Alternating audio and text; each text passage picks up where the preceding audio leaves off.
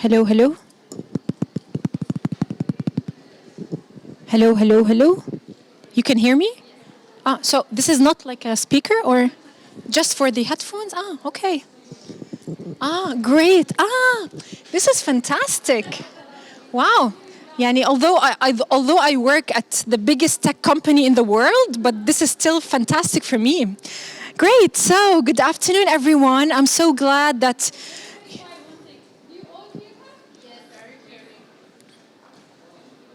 Great. So, thank you very much for staying late on the second day. I heard yesterday it was very too much packed. I'm sure I don't compare to Ivanka Trump, but I hope you're going to have a very enlightening 30 minutes of your time to learn something new about Google Trends. First of all, how many of you use Google Search? Everyone, great. How many of you use Google Search for your work? Great, excellent. So today we're gonna learn more about Google Trends, which tells us how do people search on Google in the sense of time, in the search of keywords, in the sense of geographic location. First of all, let me introduce myself. My name is Sami Aish. I am a Google News Initiative, something we're going to be talking a little bit about in the next few minutes. So I'm Google News Initiative Teaching Fellow in the Middle East and North Africa. So what's my job? My job is to go around newsrooms in the Arab world and teach them about the different tools offered by Google for journalists. Because at the end of the day, we hope or we wish for more quality content from news websites, more verified news, and less, what's the key word? Fake news, less fake news. So, I'm a journalist originally. I work for Google. I worked for CNN. My journalism experience is about 15 years of time. In addition to that, I am a children books writer and a storyteller. So that will explain a little bit of me using a lot of my hands. So bear with me on that. These are my social media accounts. If anybody wants to make me a little bit famous, especially on such a great day. And to talk a little bit about the Google News Initiative. So when we go to newsrooms, the first question that we get is, what does Google have to do with news? Now, rest and don't panic, because you will never see a journalist representing Google. What we do is that we create tools and platforms that will make the lives of journalists easier and more flexible. So this is our mission, which is to organize the world's information and make it universally accessible and useful to journalists and to everyone in the world. Anybody knows who this person is? Of course, of course. I think this is like the role model for any Indian family or every single family in the world. So Sundar Pichai, who's Google CEO, says, Google cares deeply about journalism, and we believe in the idea of spreading knowledge to make life better for everyone. It's our mission as well as everybody's mission, including journalists and publishers. We have three main goals or three main targets. The first one is to elevate and strengthen quality journalism, something we do with what we call the Google News Lab, which is a lab, simply a lab that comes up with new ideas for tools that can be used by journalists. The second one is evolve business models. How many of you work in journalism, news? Okay, so you know that, especially in this part of the world, journalism doesn't pay the bills. Revenue is very low. So a lot of news organizations depend on quantity rather than quality. They depend on clickbaits, fake news sometimes, something we don't want to happen.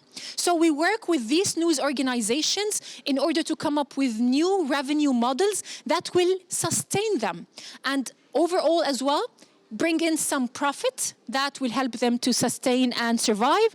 And the last one is empowering news organizations, which is something we do through the trainings that we offer, that I offer personally to many of the newsrooms around the Arab world. Online, if you Google News Initiative, if you search for Google News Initiative, we have a training center for journalists interested in taking our courses. And by the way, for me, if you are somebody who publishes online, posts on social media, gather your news and information from social media, this course is actually useful for you. This is not a sales pitch. I'm not going to earn a dirham out of this, but it's just for everyone to enhance the content that they put online and the content that they get from different websites and from social media. So let's start and talk about our topic for the day, Google Trends. So if I say something is trending, what does it mean? Can somebody tell me? Everyone's talking about, can we use Google language? Searching for, thank you very much, Sarah. So everybody is searching for that topic. Because if we are on Twitter, I think it would be more, to talk about, talking about. But since we're talking about Google, so it means that a lot of people are searching for that topic. So if I want to summarize Google Trends for you in one simple sentence, I would say it's a tool that shows me what are people searching for right now and how have people searched for a specific topic over a period of time in a specific location. In the next few slides, we're going to look at some examples and we're going to see how we can use this tool. But before that, let's look at some of these uses. What are some of the uses that journalists in specific and people in general can use Google Trends for? The first one is to understand users' behavior in search in relation to specific events. So for example, this story. Remember the shooting that happened in Florida a few years ago in a nightclub? And some victims, there were some victims and so on. So they did an analysis for what people were searching for in that particular area. And then when they checked the Google Trends, they found out that right after June 12th, when the incident happened, after that, people started searching for phrases and sentences that are anti-Muslim. So things like kill Muslims, Muslims are terrorists, hate Muslims, Muslim ban, and so on. So this shows that there has been some hate and increase. Oh, okay. Okay. So there has been an increase in the hate towards Muslims. Now, why was that important piece of information? Because that made other news organizations aware that there are people who hate Muslims. So maybe there is not enough awareness about Muslims, their achievements, people in the Muslim community that helped in the overall status of the city. So that made news organizations produce content that fought this discourse. And they actually succeeded, and that's all because of the help of Google Trends. The second thing is common used words. Now, how many of you speak Arabic? Okay, great. We always have a dilemma in Arabic. How many of you are Egyptians? Okay, so we have 3 people, so you can exclude yourselves. We have a problem with words that are in English pronounced as ga. So in Arabic, should we write them as jim or should we write them as ghain? Now, Egyptians in Egypt, you took the decision and wrote them as jim. But still in other parts of the world, we still have the problem of choosing between ghain and jim. Some news organizations decide to use Google Trends to see if people are searching more for jim or ghain, and then that would make them, or that would help them make the decision to choose between the two words. One of those two words is Samsung. Samsung is written at the end with a jim or a ghain. We're going to do an example right now when we open Google Trends, and we're going to see what are people looking for more. Is it with the ghain or is it with the jim? So it helps news organizations decide whether it's this word or that word. The example that I'm using today is Mansouri, and that refers back to our beloved Hazza al-Mansouri. Now, when Hazza al-Mansouri became one of the legends of the UAE, some news organizations were kind of mixed up. Should we do Mansouri, O-U-R-I, or should we do Mansouri, O-O-R-I? If you look at the graph in the United Arab Emirates in the past 12 months, the blue one is bigger. So the search for O-U-R-I is higher. So that made news organizations choose O-U-R-I as a result of what people are searching for. Because try to look at it this way. If people are searching O-U-R-I, we want to deliver stories to people using the same words that they're searching for. So that's why we choose O-U-R-I over O-O-R-I. Going back to our presentation, Google Trends is a way to discover new stories. That's actually a funny story that I like to tell every time in my presentation. So remember when there was the beginning of Brexit, and everybody was so mixed up. What's Brexit and what's not? And then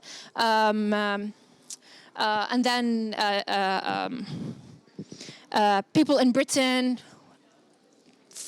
voted with exiting the European Union and with the Brexit.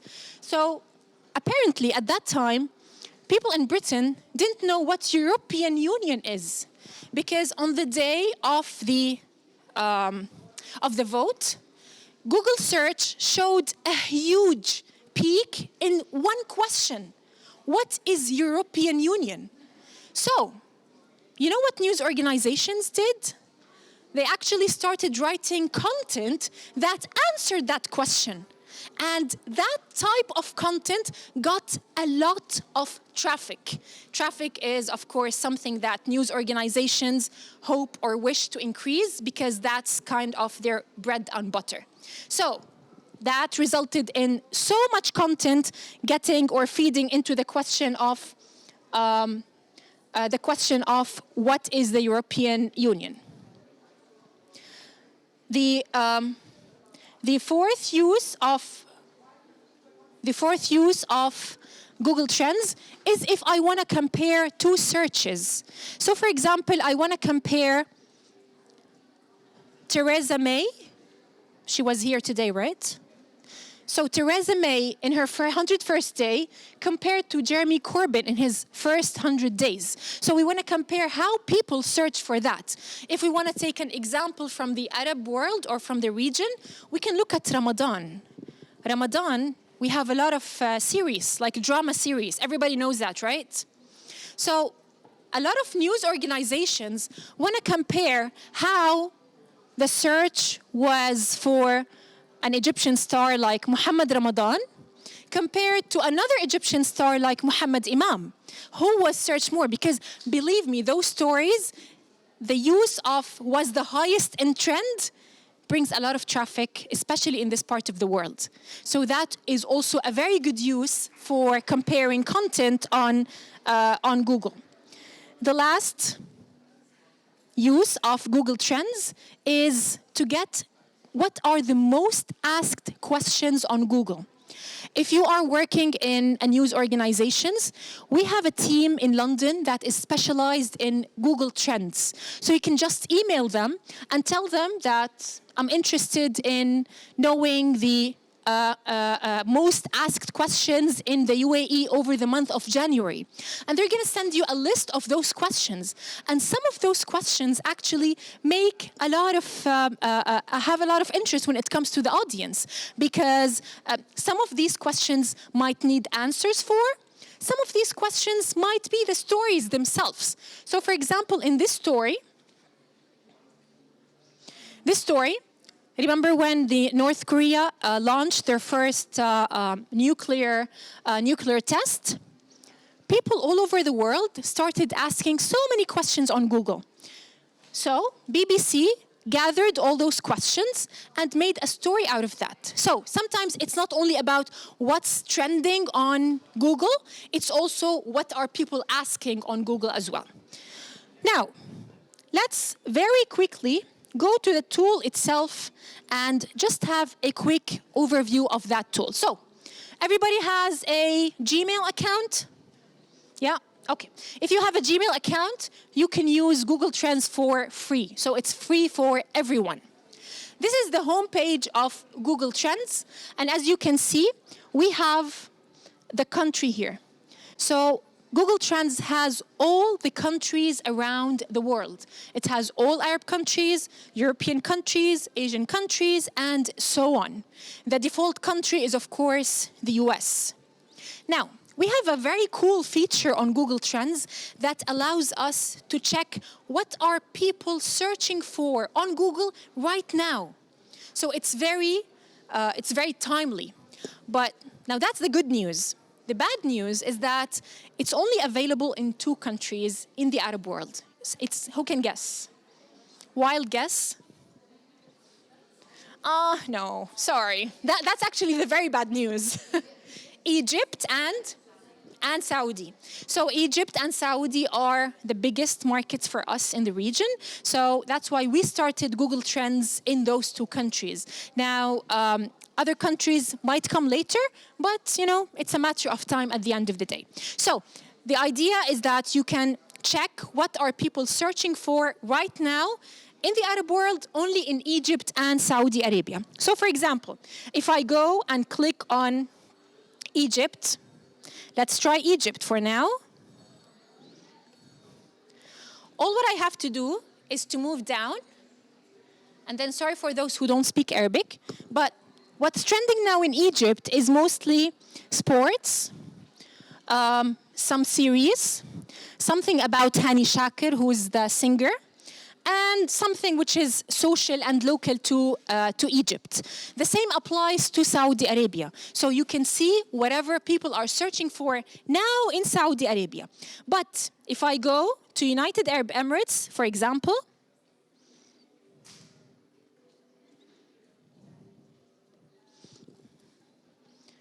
what I'm gonna get is not what are people searching for in the UAE right now. What I will get is global. So it will tell me anything that people are searching for worldwide, not necessarily locally in the United Arab Emirates. Okay, so let's try something. I'm gonna try something in Arabic just to show you the Samsung example, and then we can pick another topic in English. So let's start with Samsung with غين.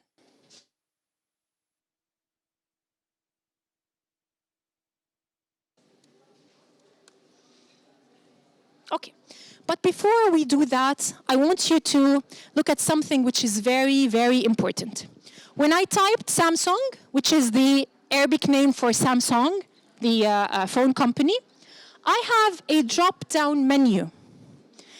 We need to be careful with this drop-down menu. So, the first one is called the search term, which means that it will give me results for anyone that searched for Samsung in this way. So, sin, alif, mim, sin, wow, noon, gha. It will not give me results for Samsung with a jim. It will not give me results for Samsung with a qaf. It will not give me results for phones from South Korea. It will just give me results for people who searched for Samsung using this way. So that's a search term.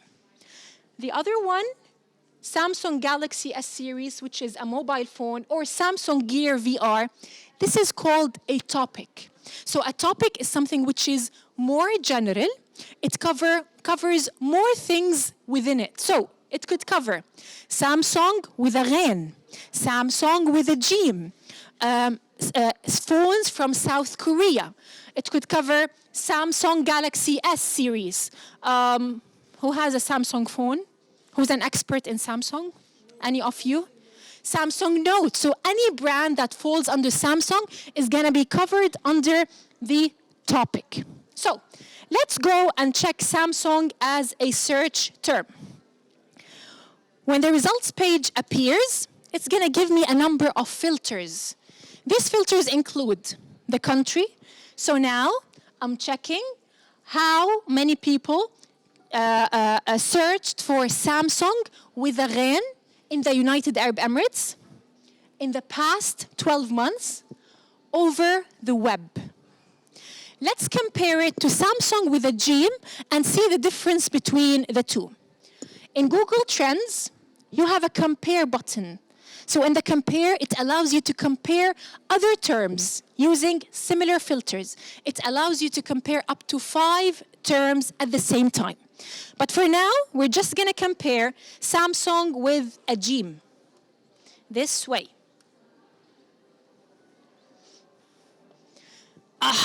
Big difference, right?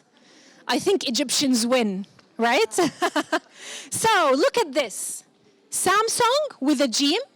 People search for it in the United Arab Emirates over the past 12 months more than Samsung with a ghain.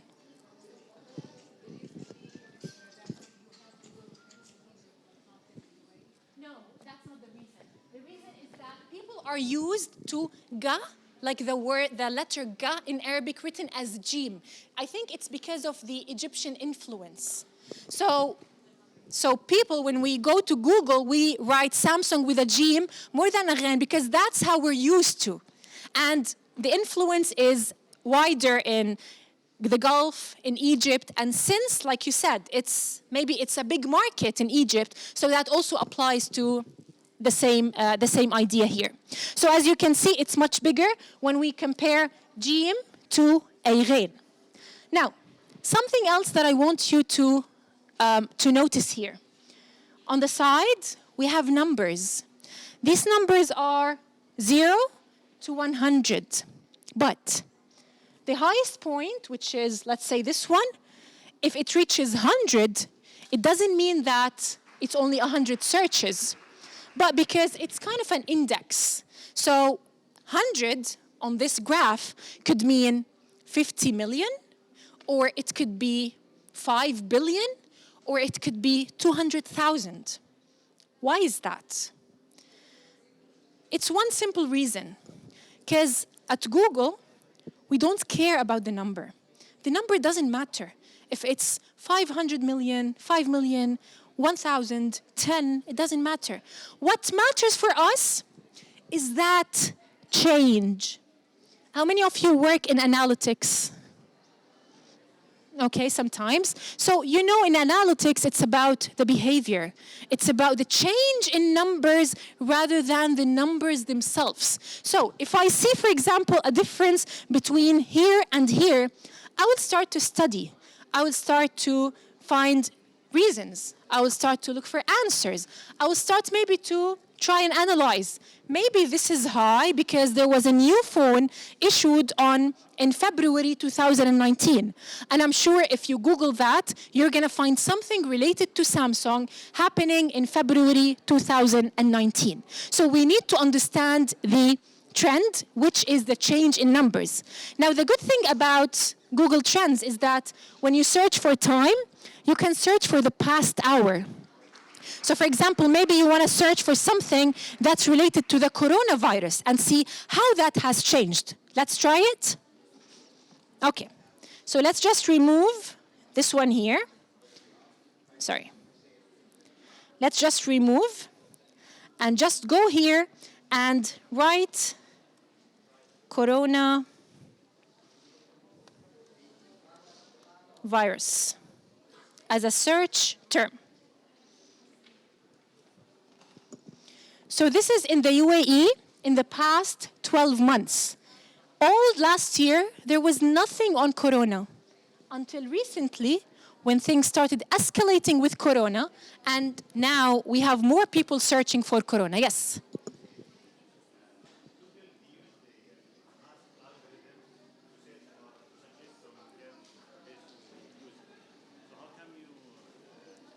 take that abstract from whenever you type down any word, Google will suggest for you the complete.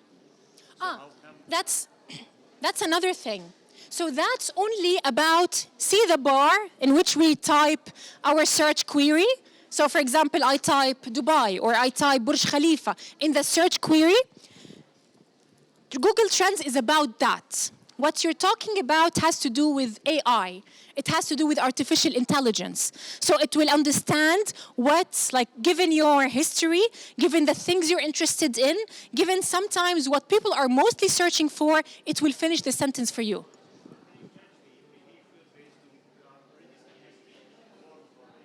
Yes, of course, because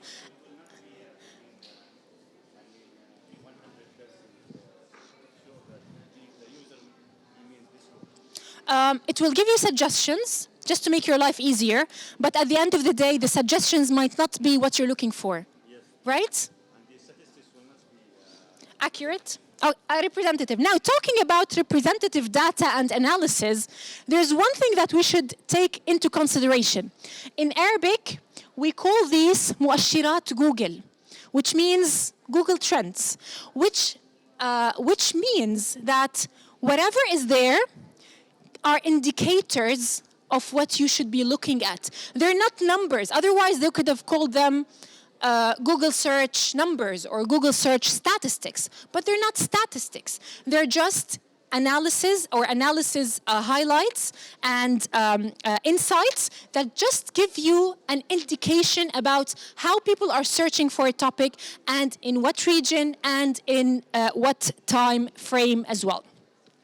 If you go down, it will also give you an indication of the geographic location inside the UAE and how many, not how many people, but the condensation of people or the density of people who search for coronavirus in the United Arab Emirates. So you can see that Dubai is the highest. Abu Dhabi comes then, Sharjah, Ajman, and Fujairah, and so on. So there's another also good thing about Google Trends. The related queries. So it will tell you people who searched for coronavirus also search for those things. How many of you work in marketing? What do you guys do? Okay, so, I'm sorry.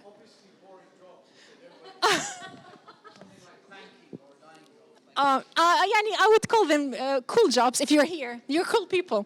That will lead me to my last question before we finish. But this will also tell you what are the related things that people search for. And this is very good when we deal with things that has to do with crisis management. So if we want to see what people are searching for in terms of a crisis, we will also be able to contain other search queries and terms that people might use in relation to the major or the main idea that we are looking for on Google search. The last thing that I want to talk about in Google Trends, since we just have 2 minutes left. Oh, sorry. On the side, you have something called subscriptions. So say, for example, I want to know about things that are trending in the UAE every day. I'm able to subscribe for an alert from Google Trends that will tell me what's trending in the UAE every day. Or, for example, if I want to get an alert every time Dubai is mentioned as a trend in Google search, it will also send me an email about that. Now, my last question to you is, after checking and looking at Google Trends, how many of you think they can use it in their work? Okay, so how are you going to use it in your work? I run a digital platform, and it's about women. So, ask questions about maybe harassment, workplace harassment, the how trends. people search for those Yeah, things. yeah. Okay, great. Any of you work in a field that's not media related, or Sarah? I'll be in need for it because I work in risk management. So it's going to help me to prepare some reports of what is expected, what is foreseeable. It will help me as well to prepare the reports about sustainability, business sustainability. So I believe it's very beneficial. Yes, yes. Great. Thank you very much. Any question? Any question on Google Trends? Google search, not Google search, Google Trends. For impact. Okay. See the examples that we talked about? So there are two types of things that I can think of right now. So it depends on your specialty. Like if you are a journalist and you want reach, you want to be able to reach people wherever they are. So one of the things that we use Google Trends for, like we said, is how people spell words or how people write certain topics. Another thing is, which is very important in my mind, which is discovery of new topics. Google Trends help you discover, especially when we talk about things that has to do with the related queries. Sometimes you might be looking for a topic and then a topic pops up where you didn't think of before, but it just gives you an indication of people looked for that topic and then they looked for another topic that's similar, that's similar in nature. So there are so many things that, it depends on the field that you're in and the use of search, but on top of my head, things that you can think of. Yes.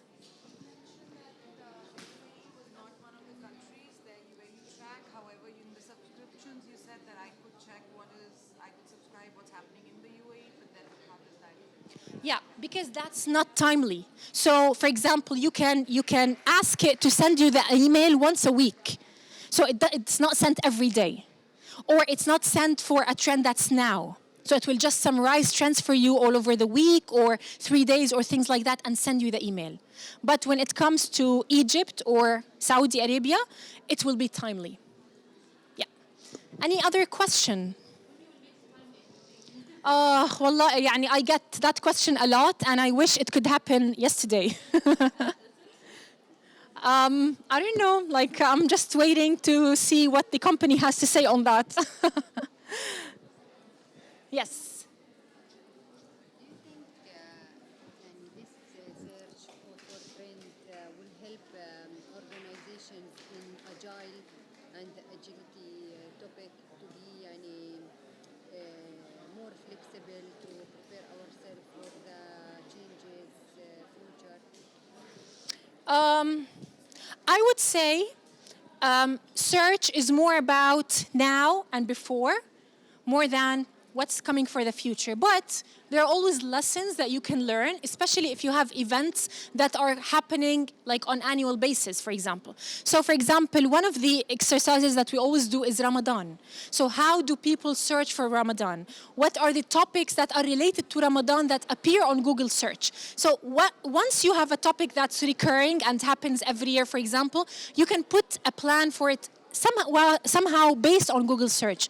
But if you have something that is going to happen, I'm afraid Google search is not going to be that much of a help for you. Okay? Thank you very much for coming. And I hope that was a new piece of information that you learned today. And I'm going to leave my email on the screen if anybody wants to get in touch. And enjoy the rest of the forum. And thank you very much again. Thank you.